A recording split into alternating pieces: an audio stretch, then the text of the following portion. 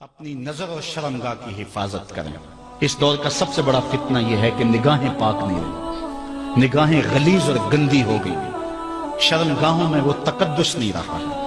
حضور علیہ السلام نے ارشاد فرمایا، من زنا زنیا بہی ولو بہی تانے دارے ہی، جس شخص نے زنا کیا یہ عمل اس کے گھر بھی لوٹے گا اگرچہ اونچی اونچی دیواریں کیوں نہیں کر دیتے۔ یہ مکافات عمل ہے۔ گندم از گندم بروید جو ز جو، از مکافات عمل غافل مشو۔ گندم بو گے تو گندم کاٹو گے، جو بو گے تو جو کاٹو گے۔ نظر کو تقدس دو، نظر کو پاکیزگی دو۔ حضرت لقمان حکیم کہتے ہیں کہ میں کئی نبیوں سے ملا ہوں، کئی نبیوں سے ملاقات کی ہے، اور میں ان سے دو دو چار چار باتیں جمع کی ہیں، اور ان ساری باتوں کو میں نے جمع کر کے 100 باتیں جمع کی ہیں، اور ان کا پھر میں نے خلاصہ تیار کیا ہے۔ ان میں 8 باتیں الگ کی ہیں۔ ان 8 باتوں میں ایک بات یہ ہے، جب کسی کے گھر جاؤ تو نظر کو حفاظت میں رکھو۔ جس شخص کے مہمان بنو، جس کے گھر جاؤ، تمہاری نظر نہ بھٹکنے پائے۔ نظر اگر غیر محرم کو شہوت سے دیکھتی ہے، حدیث میں آتا ہے کل قیامت کے دن جہنم کی آگ سے بھر دی جائے، وہ سخت رسوا ہوگا۔ آج میڈیا کی آوارگی اور انٹرنیٹ پہ جو کچھ ہو رہا ہے، ٹیلی ویژن اور سینما جو بدتمیزی پھیلا رہے ہیں، اور موبائل پیکر جس طرح بے حیائی کو فروغ ہو رہا ہے، ہم اس کے خلاف پوری قوت کے ساتھ بند باندھیں۔ اپنی اولادوں کے ہاتھوں سے ناول چھین لو، ان کے ہاتھوں سے جو ہے وہ فلمیں چھین لو، ان کی خلوتوں پہ نظر رکھو اور ان کی حفاظت کرو۔ جس شخص کی نظر پاک نہیں ہے، اس کے من میں طہارت نہیں آ سکتی ہے۔ دل پاک نہیں ہے، اس کو جو ہے وہ باطن کا نور نصیب نہیں ہو سکتا۔ وائے قوم کشتہ تدبیر غیر، کار او تخریب خود تعمیر غیر، از حیا بیگانہ پیرانے کہن، نوجوانہ چوں زنا مشغول تن۔ کتنی حکمت والی بات کہی اقبال نے۔ وہ اپنے دور کا دکھڑا سناتا ہے، جس دور سے ہم گزر رہے ہیں اب تو عجیب حال ہو گئے۔ اقبال کہتا ہے یہ جو میرا دور ہے، جوان تو جوان رہے، بوڑھوں کی نظروں میں حیا نہیں رہا۔ از حیا بیگانہ پیرانے کہن، بوڑھے لوگوں کی آنکھوں میں بھی اقبال کہتا ہے حیا نہیں رہا۔ نوجوانہ چوں زنا مشغول تن، اور نوجوان عورتوں کی طرح اپنے تن کے ساتھ لگے ہوئے ہیں، اپنے تن کو سنوارنے میں ہر وقت کنگھی پٹی میں لگے ہوئے ہیں۔ یہ مردوں کا کام نہیں ہوتا، یہ دلیروں اور بہادروں کا کام نہیں ہوتا، یہ عورتوں کے وظیفے ہیں۔ در دل شاں آرزوہا بے ثبات، مردہ زائن از بطون امہات۔ ان کے دلوں میں آرزویں کوئی اور ہی ہیں، اور ماؤں کے پیٹوں سے مردہ جنم لے رہے ہیں۔ دخترانے او بزلف خود اسیر، شوخ چشموں خود نماؤ خود دگیر۔ اور قوم کی بیٹیاں اپنی زلف کی خود قیدی ہو چکی ہیں، اور ہر وقت جو ہے وہ اپنے آپ کو آئینے میں دیکھتی رہتی ہیں۔ ساختہ پرداختہ دل باختہ، ابروان مثل دو تیغے آختہ۔ وہ جو گھر کی رونق تھی، جو آبرو اور حیا کا دوسرا نام تھا، آج وہ دل پھینک قسم کی ہو گئی ہے۔ آہ قوم میں دل سے حق پرداختہ، مرد و مرگ خویش را نہ شناختہ۔ اقبال کہتا ہائے قوم کہ جو مر گئی اور اسے ابھی تک پتہ ہی نہیں چلا کہ میں مر چکی ہوں، اور جینے کا سامان نہیں کرتی۔ حضور نے فرمایا ہر دین کی کوئی پہچان ہوتی ہے، میرے دین کی پہچان حیا ہے۔ اگر حیا نہیں ہے تو دین ہی نہیں ہے۔ ہم نے جس دور میں اپنے ماں باپ سے دین سیکھا تو اس وقت اتنے فرقے بھی نہیں تھے، نہ بات بات پہ شرک کے فتوے لگتے تھے، اور نہ ہی لوگ دین کو کاروبار بنائے ہوئے تھے۔ اس وقت کوئی کھڑا ہو کے نعت بھی پڑھتا تھا تو اس کی آنکھیں بند ہوتی تھیں، اور تصور مدینے کی گلیوں کا طواف کر رہا ہوتا تھا۔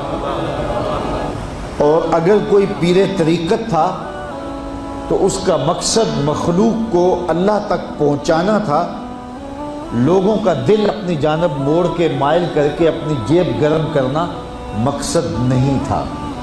اس وقت عالم دین لوگوں کی عقیدتوں کو سمیٹ کر کے، گھیر کر کے، اپنی عقیدت کے دائرے میں ڈال کر کے ان سے سطحی مفاد حاصل کرنے کا دھندا نہیں کرتے تھے۔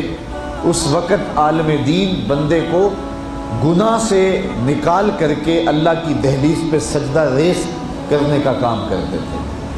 اور آج ہم دیکھتے ہیں کہ فرقہ پرستوں نے اسلام کو توڑ کے رکھ دیا، اور جو لوگ بیچارے اللہ کے حضور سجدہ ریز ہوتے ہیں، ان پر شرک کے اور بدعت کے فتوے لگا کر کے ان کو اسلام سے بدزن کرنے کی کوشش کی، اور نعت خوانیاں ایک بہت بڑا کاروبار بن گیا، اور پیری مریدی ایک بہت بڑا دھندا بن گیا، تو اس دور کے اندر اپنی اولاد کو سنبھالنا، وہ طرح طرح کے سوال کرتی ہے، پوچھتی ہے، تو پھر ان کو دین پر مطمئن رکھنا اتنا آسان کام نہیں ہے۔ ہمارے والدین نے ہماری تربیت کی تو ان کے لیے قدرے آسان تھا، لیکن ہمارے لیے اپنی اولاد کو سنبھالنا اور دین کی راہ پر ڈالنا قدرے مشکل ہے۔ لیکن ہمارے والدین نے جو آسان کام کیا تھا اس کے لیے بھی بڑی محنت کی تھی، اور ہم اپنی اولاد کے لیے کیا اتنی محنت کر رہے ہیں جتنی محنت ہمارے والدین نے ہمارے اوپر کی تھی۔ تو اگر ہم نہیں کر رہے تو پھر ہماری اگلی اولادیں یا ان کی اگلی نسلیں پھر کن ہاتھوں میں ہوں گی؟ تو اس لیے ہمیں خاص طور پہ سوچنا چاہیے۔ میں نے قرآن مجید کی جو آیت کریمہ پڑھی ہے اس میں ارشاد فرمایا، اپنے آپ کو اور اپنی اولاد کو دوزخ کی آگ سے بچا لو جس کا ایندھن انسان اور پتھر ہے۔ تو مجھے اور آپ کو اپنی اولاد کی حفاظت کرنی چاہیے۔ بعض اوقات ہم وطن چھوڑ کے یہاں آتے ہیں اس لیے کہ ہماری اولادوں کا مستقبل ٹھیک ہو جائے۔ ہم خود پردیس کاٹ لیتے ہیں، تنہائیاں کاٹ لیتے ہیں، اذیتوں سے گزر جاتے ہیں، لیکن اولاد راہ مستقیم سے بھٹک جاتی ہے تو ہم نے ان کی دنیا کی زندگی کی تو سنوار دی، لیکن جو حقیقی ابدی اور سرمدی زندگی ہے جو کبھی ختم ہونے والی نہیں ہے تو وہ برباد ہوگی۔ تو ہم نے اپنی اولاد کا بھلا نہیں کیا ہے، اپنی اولاد کا نقصان کیا۔ تو ہمیں چاہیے کہ ہم اپنی اولادوں کی حفاظت کریں، اور اولادوں کی حفاظت کیا ہے؟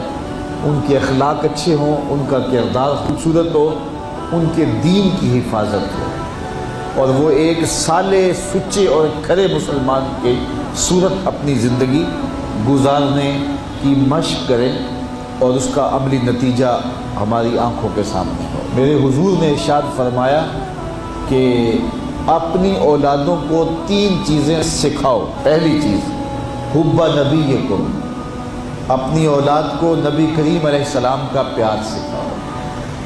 دوسری چیز، وحب اہل بیتہ، اور حضور کے اہل بیت کا پیار سکھاؤ۔ اور تیسری چیز، وتلاوت القرآن، انہیں قرآن مجید کی تلاوت کرنا سکھاؤ۔ یہ 3 چیزیں آپ اگر بچپن سے ہی اپنی اولاد کے اندر داخل کر چکے تو پھر آپ کامیاب ہوئے۔ یہ بات ذہن میں رکھیے کہ ہم اس وقت متوجہ ہوتے ہیں اولاد کی تربیت کے لیے جب وہ ہمارے ہاتھ سے نکل چکی ہوتی ہے۔ ہمارے گھروں میں ہماری صبح کا آغاز قرآن مجید کی تلاوت سے ہو تو پھر خیر و برکت کے قافلے ہمارے گھروں میں اتریں گے۔ قرآن ہماری زندگی کو بدلنے والی کتاب ہے۔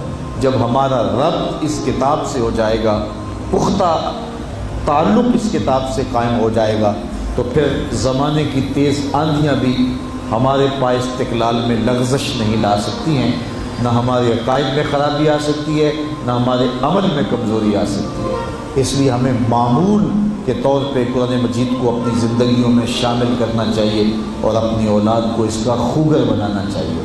ایک زمانہ تھا کہ ہر گھر میں صبح کو قرآن کھلتا تھا، اور آج وہ دور ہم سے چھوٹتا چلا جا رہا ہے۔ صبح کے وقت موبائل تو کھلتے ہیں لیکن قرآن نہیں کھلتا، جس کا نتیجہ کیا؟ آج بے برکتیوں کے ڈیرے ہیں۔ کثرت مال کے باوجود بھی ہم بے برکتی کی بات کرتے ہیں، اس لیے کہ ہمارے گھروں میں قرآن مجید کا چراغاں نہیں ہے۔